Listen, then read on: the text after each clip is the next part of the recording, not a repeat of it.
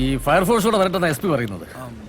ഇവിടെ ഒരു ബോട്ടോ വള്ളം വല്ലതും കിട്ടുമോ? ഇവിടെ ഒരു ബോട്ട് ഉണ്ടായിരുന്നില്ല, അതെവിടെയാ? അത് പഴയതാണല്ലോ സാർ, 5-8 വർഷമായി വെള്ളത്തിലിറക്കിയിട്ട്. അത് സാരമില്ല, അതൊരു ബോട്ടാണല്ലോ. ബോട്ടാണ്? എവിടെ ഇട്ടിരിക്കുന്നത്? അത് ആ ഷെഡിലുണ്ട്. ഒരു ബോട്ട് കെട്ടിക്കഴിഞ്ഞാൽ പിന്നെ കാര്യങ്ങൾ എളുപ്പമായി. വരൂ. കമോൺ.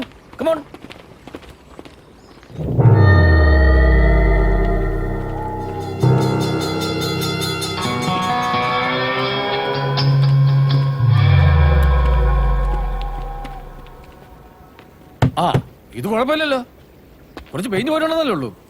നല്ല കണ്ടീഷനാ. ഇത് മതി. അതെ, നിങ്ങളിങ്ങനെ വന്നേ, ഒന്ന് ഓടി വാടോ. പിന്നെ ഇതിനൊന്ന് തള്ളി വെള്ളത്തിലോട്ട് ഇറക്കണം. അതെ, നമ്മുടെ സ്റ്റോറില് വല്ല ഉരുളൻ തടിയോ അങ്ങനെ വല്ലതും ഉണ്ടോന്ന് നോക്കിയേ. വരൂ, നമുക്ക് ഈ ബോട്ടിൽ കയറി അങ്ങോട്ട് ചെല്ലാം. അല്ല ഡിഫോ, ഈ മുതലയുടെ സൈക്കോളജി എങ്ങനെയാ? നമ്മൾ വല്ല പാട്ടിയോ മറ്റോ വെച്ച് തട്ടി ശബ്ദം ഉണ്ടാക്കിയ അത് പിന്മാറും. അത് പിന്നെ നമുക്കൊന്ന് ശ്രമിച്ചു നോക്കാം. എന്താണോ സർ?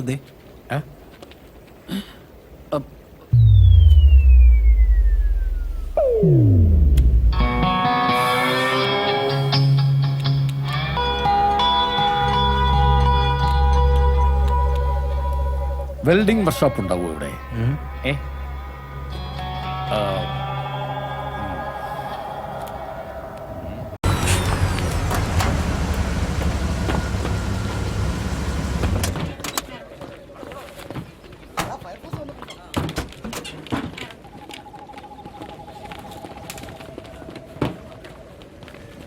ഏത് മരത്തിലാ കുടുങ്ങിയത്?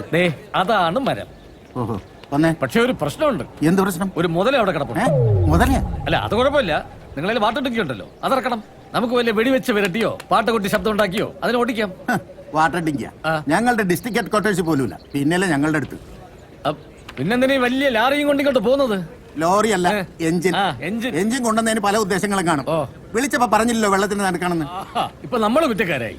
മരത്തിൽ കുടുങ്ങിയത് രക്ഷിക്കാനായിട്ട് റോപ്പുണ്ട്, കട്ടറുണ്ട്, വണ്ടിയിൽ ലാഡറുണ്ട്. അപ്പൊ വാട്ടർ ഡിങ്കി ഇല്ല? ഇല്ല. ശരി,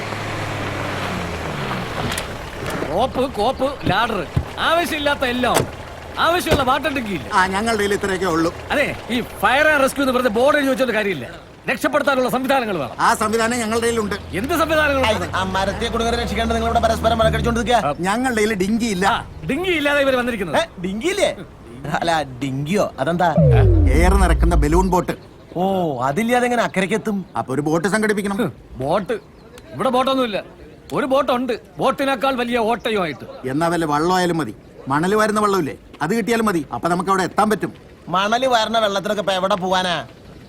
കുറച്ചു നാളായിട്ട് ചിലരൊക്കെ പണി മണല് പിടിക്കലും പിടിച്ച മണല് വള്ളത്തോടെ പുഴയില് താത്തലും അല്ലേ. പിന്നെ എവിടെയാണോ മണല് വാരണ വള്ളം?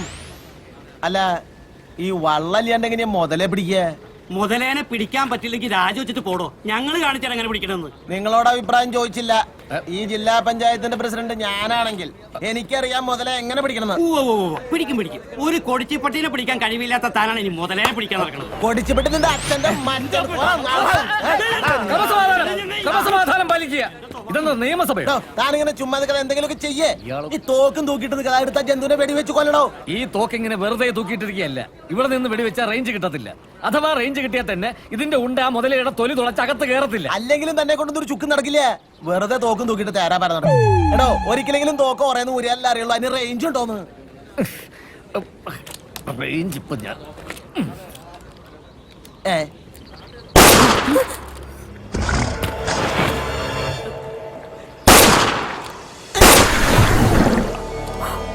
ഇങ്ങനെ വെടിവെച്ചാ മതിയാ?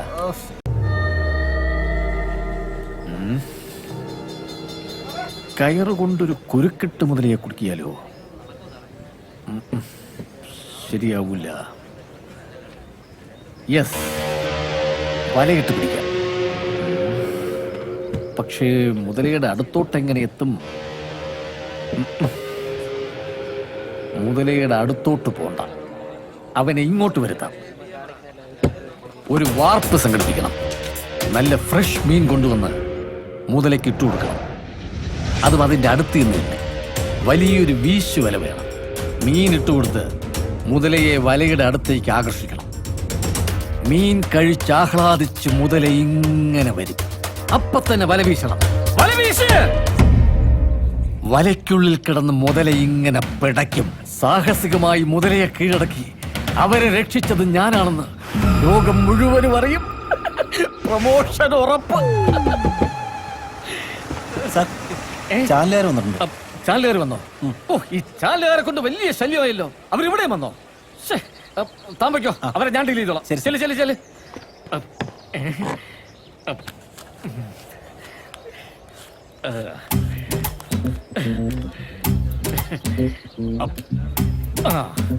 ഓക്കെ.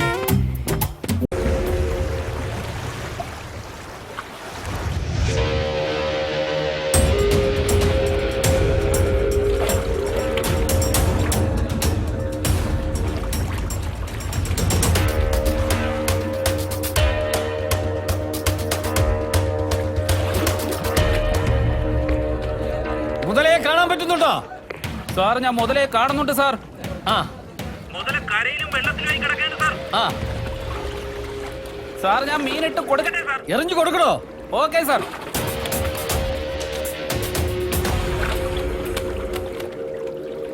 സാർ, മുതല മീൻ തിന്നുന്നില്ല. തിന്നുന്നില്ലേ? എന്നാ പിന്നെ കുറച്ച് ജിലേബി വാങ്ങിച്ചിട്ട് കൊടുക്കണോ? എടോ, മുതല കാണുന്ന രീതിയിൽ മീൻ ഇട്ട് കൊടുക്കണോ? സാർ, ഞാൻ വീണ്ടും മീനിടുകയാണ്.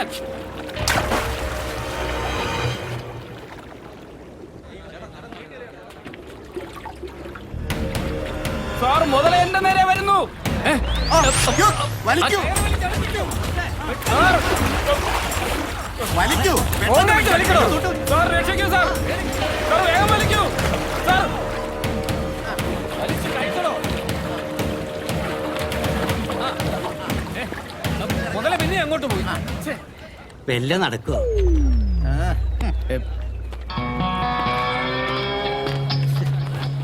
ഒന്ന് കരഞ്ഞിട്ട് പോടോ.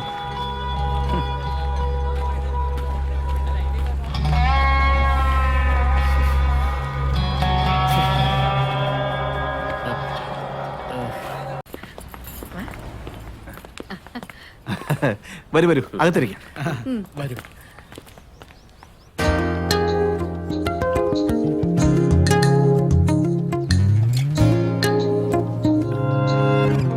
അമ്മ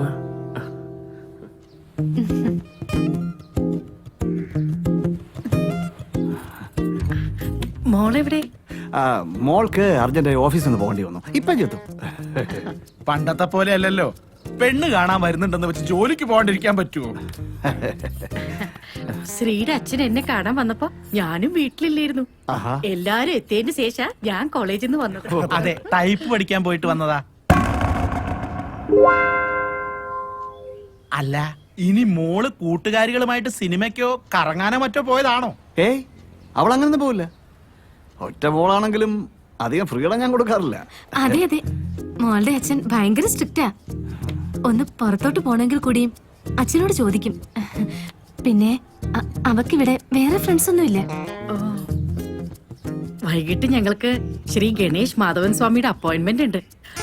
ധൃതി വെക്കാന്ന് കരുതരുത്, സാരമില്ല, സമയട്ട്.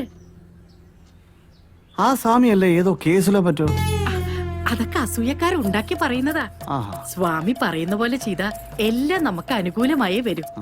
സ്വാമി പറഞ്ഞ പൂജകൾ ചെയ്തിട്ടല്ലേ അവന് ഇന്ത്യൻ ടീമിലേക്ക് സെലക്ഷൻ കിട്ടിയത്. അതുപോലെ ദുർഗാക്ഷേത്രത്തിൽ 3 കലം പൊങ്കാലയിടാൻ പറഞ്ഞിരുന്നു. കഴിഞ്ഞ മാച്ചിൽ കിട്ടിയില്ലേ 3 വിക്കറ്റ്. അടുത്ത കളിക്ക് മുമ്പ് കാളിക്ഷേത്രത്തിൽ 101 കലം പൊങ്കാല ഇടാനാ പറഞ്ഞിരിക്കുന്നത്. അതിനൊരു കളി 10 പേരല്ലേ ഉള്ളൂ. അതിനല്ല, പെട്ടെന്ന് 100 വിക്കറ്റ് തികയ്ക്കാനാ. എന്റെ അച്ഛൻ എല്ലാം അറിഞ്ഞു കാണുമോ? ചിലപ്പോ നമ്മളെ രക്ഷിക്കാനായിരിക്കും. രക്ഷപ്പെടണം, രക്ഷപ്പെടണം.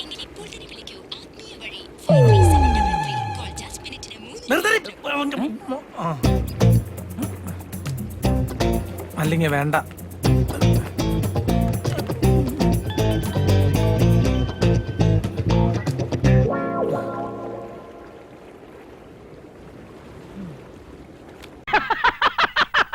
പോകുമ്പോ എന്തൊരു സ്മാർട്ട് ആയിരുന്നു. എന്താടാ വിളിക്കുന്നത്? നിനക്ക്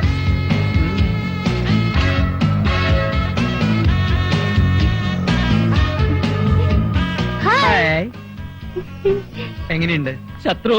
അയ്യോ, ഞാൻ നിങ്ങളുടെ ശത്രുവല്ല, മിത്രമാണ്. ചേട്ടാ, ഇതാണോ എന്റെ ഭർത്താവ്? അതെ. Acting acting. നിങ്ങളുടെ ഭാര്യയാവാൻ എനിക്ക് സമ്മതമാണ്. എന്താ നിന്റെ പേര്? മിസ് നീലി. എല്ലാ കാര്യവും ഞാൻ പറഞ്ഞു. നീലി സന്തോഷത്തോടു കൂടി സമ്മതിച്ചു. ഈ ഉപകാരം ഞങ്ങൾ ഒരിക്കലും മറക്കില്ല. വേദന കുറവുണ്ടോ? എന്നെ ഒരിക്കൽ പരിചയപ്പെട്ടാൽ പിന്നെ ആരും എന്നെ മറക്കില്ല.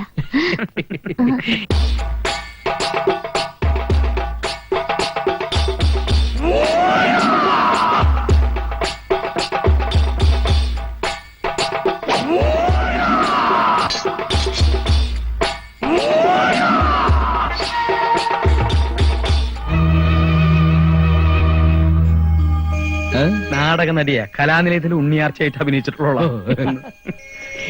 നീലി കാണട്ടെ കാണട്ടെ. അയ്യോ, ഞാൻ നീലിയല്ല, നീലകണ്ഠൻ. മംഗലശ്ശേരി നീലകണ്ഠൻ. കൊണ്ടും കൊടുത്തും കയ്യറപ്പ് തീർന്ന മംഗലശ്ശേരി നീലകണ്ഠൻ. അസുരന്റെ വീര്യവും ദേവന്റെ പുണ്യവും ഒത്തുചേർന്ന ജന്മം. എന്നോടാ കളി?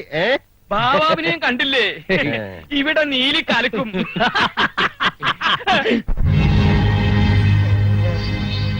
എന്താടോ വാര്യരെ ഞാൻ ഇങ്ങനായത്? ഞാൻ വാര്യരല്ല പൗലോസ. നീ എന്താ ഇങ്ങനെയായെന്ന് എനിക്കറിയില്ല. ശേഖരൻ, മുണ്ടക്കൽ ശേഖരൻ, എന്നും മംഗലശ്ശേരി നീലകണ്ഠന്റെ അധപ്പതനം സ്വപ്നം കണ്ട് കഴിയുന്നവൻ. വിടില്ല ഞാൻ. ഭ്രാന്തത്യ ജീവ ഓടിക്കോടാ.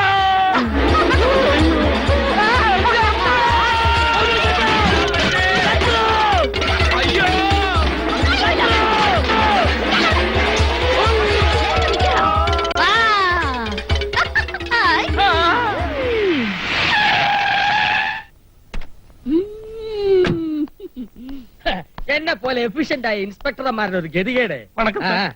മേലിൽ നില ഉദ്ദണ്ഡന്മാർക്ക് ഓർഡറിട്ടാ മതിയല്ലോ. ചത്താലും പ്രാന്താശുപത്രിയിൽ പുറത്തിയാടിയാലും ജോലി ഞങ്ങളെ പോലുള്ളവന്മാർക്ക്. ആ പ്രാന്തി തമ്പാനൂർ തമ്പാ പൊക്കും. പൊക്കി ആദ്യം ചെയ്യാൻ പോകുന്നതാണ് നിങ്ങൾക്കറിയാം? അവളുടെ തലമുടി ഷേവ് ചെയ്ത് ആ മൊട്ടത്തലയിൽ കടുകെണ്ണ തടവി ചുണ്ണാമ്പ് കൊണ്ട് പുള്ളി തൊടു. എന്നിട്ട് കഴുത പുറത്ത് കയറ്റി നഗരപ്രദക്ഷിണം ചെയ്യും.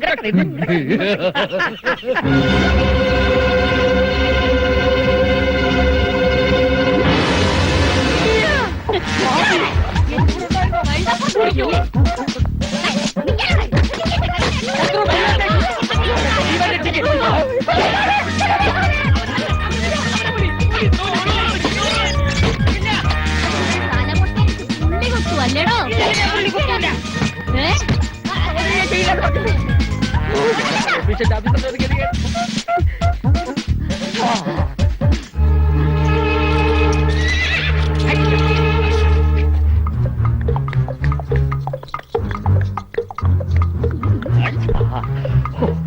രക്ഷപ്പെട്ട്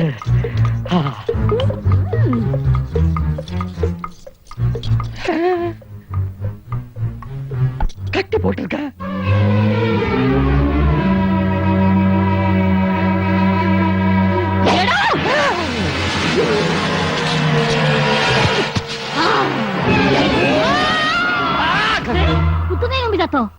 ഇന്നത്തോടു കൂടി നിർത്തിക്കോളാം. രംഗേരി പെണ്ണ് എവിടേക്ക് ഈ കയറണേ?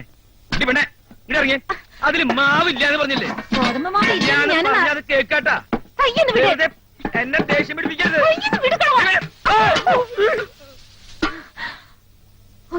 ഇത്രയും കാലായിട്ടും ഒരാളും എന്റെ ദേഹത്ത് ഒരു നുള്ളു പൂഴി നുള്ളിയിട്ടിട്ടില്ല. ഇന്നലെ കേറി വന്ന നീ എന്റെ ദേഹത്ത് ഗോതമ്പ് പൊടി കമഴ്ത്തിയല്ലേടി? ഇതൊന്നും അറിഞ്ഞിട്ട് എന്നെ കാര്യം. ജീവാ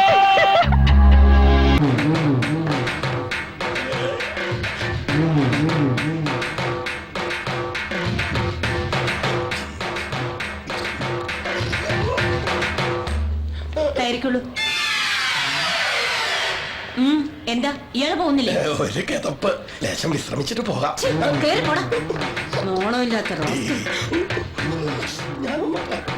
എന്താ അവര് പറഞ്ഞു? ഒന്നുമില്ല. അവരിവിടുത്തെ വനിതാ സയ്യ ആളുമകാ പെസക കിട്ടിയ ഒന്നുമില്ല. ഒരു പാവ സ്ത്രീ. അവർക്ക് ശരീരം ഉണ്ടായിപ്പോ തെറ്റാണോ? സുന്ദരേട്ടന്റെ പപ്പ എങ്ങനെ കുടിപ്പിക്കുന്നേ? നിന്റെ പ്രിയതം പറഞ്ഞു കേട്ടാ, ഞാൻ അവളുടെ പപ്പയെ കുടിപ്പിക്കുന്നതെന്ന്. എനിക്ക് കുറ്റബോധം കൊണ്ട് ഇരിക്കാൻ പറ്റുന്നില്ല. കുടിക്കാൻ ഇങ്ങനെ ഇഷ്ടമില്ലാത്തൊരു മനുഷ്യൻ കുട്ടികളെ കഷായം കുടിപ്പിക്കുന്ന പോലല്ലേ ഞാൻ ഈ ഒരു കുപ്പി അങ്ങനെ ഒഴിച്ചു കൊടുത്തത്. എടാ ശിവ, ഒരു തുള്ളി എനിക്ക് ക്യാൻസർ തന്നില്ല. ഞാൻ ഈ കാലിക്കുപ്പി മണപ്പിച്ചിരിക്കാൻ തുടങ്ങട്ടെ 1 മണിക്കൂറായി. നീ വണ്ടി എടുക്ക്. നിന്റെ ഹോസ്റ്റലിലെ മൈക്കിൾ ജാക്സന്മാര് ഒരു സ്മോൾ എനിക്ക് തരാതിരിക്കില്ല. Sweet boys. അങ്ങനെ എണ്ണീക്കുമ്പോ നിന്നെ കണ്ടില്ലെങ്കിൽ നാളെ പണി പോകും പറഞ്ഞേക്കാം. ഉണരാനോ?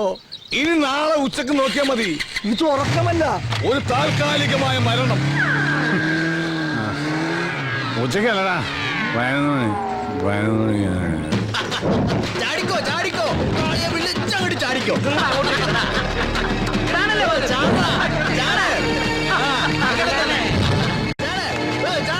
എനിക്ക്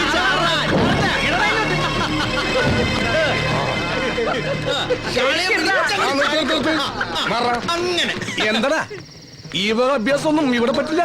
എന്റെ കണ്ണൊന്ന് തെറ്റിയാ മതി, അപ്പൊ തുടങ്ങും. അനീതി, അക്രമം, അമിത മദ്യപാനം, ഇതൊന്നും ഞാൻ വെച്ചുറപ്പിക്കൂല.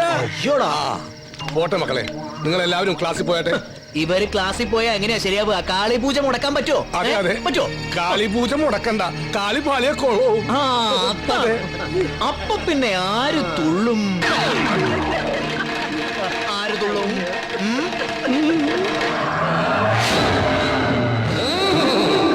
ഓം കാളി കുത്തകളി, ഓം കാളി കുത്തകളി.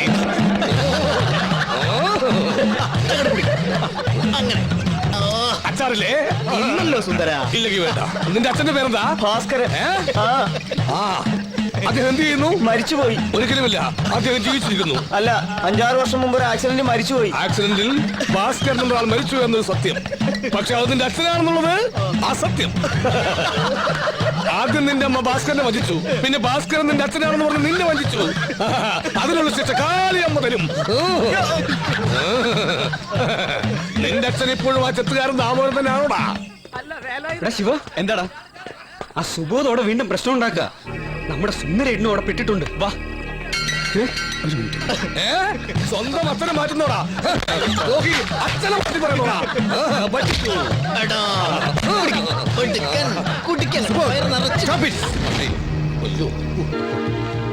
സാറേ, ഇവരെ എന്റെ ഫ്രിഡ്ജ് എടുത്തോണ്ട് പോയേ. ഓഹോ, ഇവരാണോ? ഇങ്ങോട്ട് മാറിക്ക്. ഈ ഇരിക്കുന്ന ശ്രീമതി KP സരസ്വതി അമ്മയുടെ സരസുവിന്റെ എന്തോ എടുത്തോണ്ട് പോയത് നിങ്ങളാണോ? എന്തോ അല്ല സാർ, ഫ്രിഡ്ജ്. അതെ, ഫ്രിഡ്ജ് എടുത്തോണ്ട് പോയത് നിങ്ങളാണോ? അതെ സാർ. അതെ. എങ്ങനെ കൊണ്ടുപോയി? പെട്ടിയോട്ടോയിൽ കയറ്റി. ഓട്ടോക്ക് എത്ര വാടക കൊടുത്തു? 120. ചായക്കാശ് 900. അയ്യോ, അപ്പൊ എത്രയായി മൊത്തം? 1020 രൂപ. അപ്പൊ അതും അക്കൗണ്ടിൽ കയറി. ആര് പറഞ്ഞിട്ടാ നിങ്ങൾ ഫ്രിഡ്ജ് എടുത്തോണ്ട് പോയത്? കൊച്ചുദേശമുള്ള സാർ. അതാരാണ്? മുതലാളി. എന്നിട്ട് ഫ്രിഡ്ജ് എവിടെ വെച്ചു? മുതലാളിയുടെ സ്റ്റോർ റൂമിൽ വെച്ചിട്ടുണ്ട്. Very good. എന്റെ പൊന്ന് സരസു, ഇപ്പൊ മനസ്സിലായില്ലേ ഫ്രിഡ്ജ് വന്ന വഴി? ഇനി എന്തെങ്കിലും പറയാനുണ്ടോ? മുതലാളി ഇടയ്ക്കൊക്കെ ഒന്ന് വീട്ടിലേക്ക് വരണം. ഞാൻ വരാം. അപ്പൊ ചായക്കാശ് മുതലായി. അപ്പൊ ഫ്രിഡ്ജ് ഇവിടെ ഇരിക്കട്ടെ. എന്ന് ഞാൻ വരട്ടെ. ആയിക്കോട്ടെ. പലിശയില്ലെങ്കിലും മുതല് കൊള്ളാം.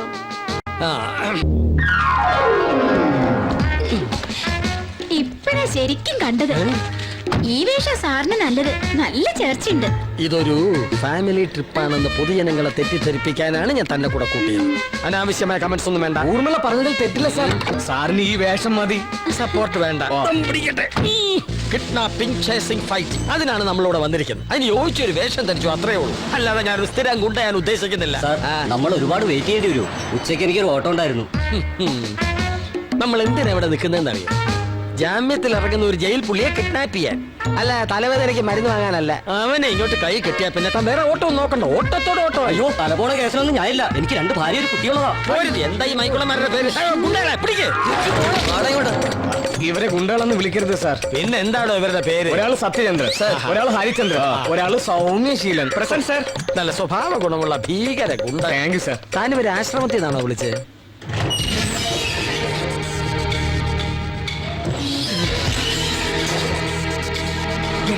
തയ്യാറായിരുന്നോളൂ.